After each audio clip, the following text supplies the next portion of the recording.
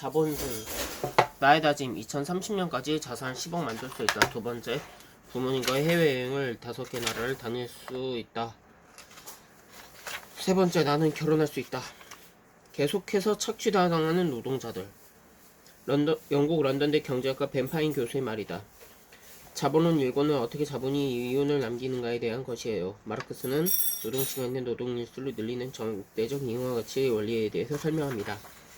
그렇다면 절대적 잉여 가치는 어떤 것일까? 예를 들어보자. 여기에 빵 공장이 있다. 빵 하나를 만드는데 얼마만큼 노동시간이 드는지 계산해보자. 먼저 밀가루 1kg를 노동 1시간이라고 하자. 빵을 만들기 위해서는 사람의 노동력과 빵을 만드는 기계의 노동력도 들어간다. 따라서 빵을 만드는 기계의 노동력도 1노동시간, 사람의 노동력도 1노동시간으로 할 수 있다. 따라서 빵 1개를 만드는 데는 총 3노동시간이 든다. 만약 1노동시간을 화폐로 환산해 1,000원이라고 하면 빵 1개의 가격은 3,000원이 된다. 노동자가 원재료와 기계로 하루에 평균 8시간을 일하면 모두 24 노동시간이 나오고 그동안 빵 8개의 가치는 24,000원이 되는 것이다. 그런데 여기에서 문제가 생긴다. 밀가루는 원재료이기 때문에 정해진 가격을 주고 사와야 되고 기계 역시 반드시 필요한 기계이기 때문에 제 가격에 사왔다. 즉 빵을 만들기 위한 준비하는 과정에서 이미 돈을 지불한 것이 된다. 그러니 24,000원 중에서 밀가루 가격이 8,000원, 기계 구입에 따른 비용은 8,000원은 그 가치가 그대로 인정된다. 이제 남은 것은 사람의 노동력에 지불해야 되는 8,000원이다. 그런데 자본가는 노동자에게 일당으로 3,000원밖에 주지 않는다. 그럼 나머지 5,000원 어디로 가는가? 바로 자본가의 주머니 속으로 들어간다. 마르크스는 이렇게 남은 가치를 잉여가치라고 한다. 그런데도 노동자는 싫다는 말은 왜 하지 못할까? 왜 내가 만든 가치를 나에게 달라고 말하지 못할까? 이는 자본가가 그만두라고 하면 그만둬야 하기 때문이다. 이것을 알고 있는 자본가는 더 많은 이유를 얻기 위해 노동자에게 더 오래 일을 시킨다.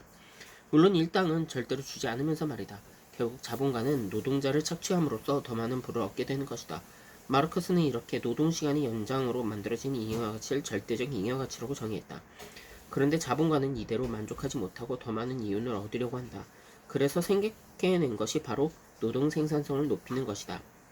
노동자가 빵 3개를 손으로 만들 때 드는 시간은 3시간. 하지만 기계를 쓸 때는 1시간이면 된다.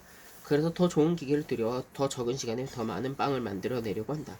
이렇게 하면 필요 노동 시간은 줄어들고 잉여 노동 시간은 그만큼 늘어나게 된다. 결국 노동자의 임금은 더욱 내려가고 자본가는 그만큼 이윤을 남기게 되는 것이다. 마르크스는 이렇게 생긴 이윤을 특별 잉여가치 또는 상대적 잉여가치라고 했다.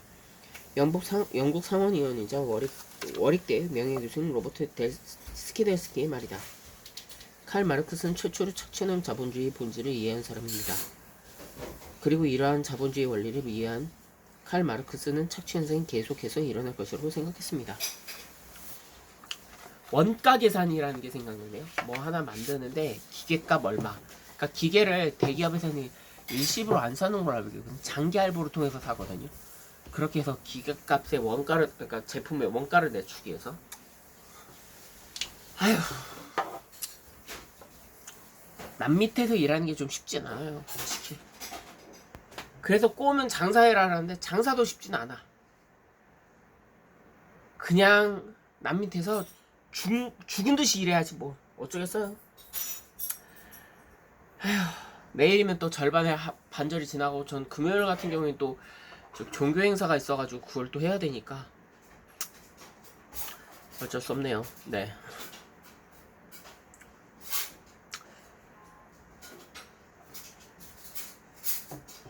순간 저 스트레스 또 올라갔다고 알람 뜬 줄 알았는데 내일 또 날씨가 흐리다는 내용이었네요. 네.